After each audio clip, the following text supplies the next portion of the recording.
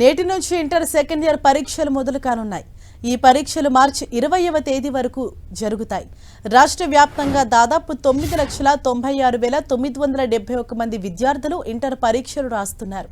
వీరిలో ఫస్ట్ ఇయర్లో విద్యార్థులు 4,80,448 మంది కాగా సెకండ్ ఇయర్ విద్యార్థులు 5,08,523 మంది ఉన్నారు.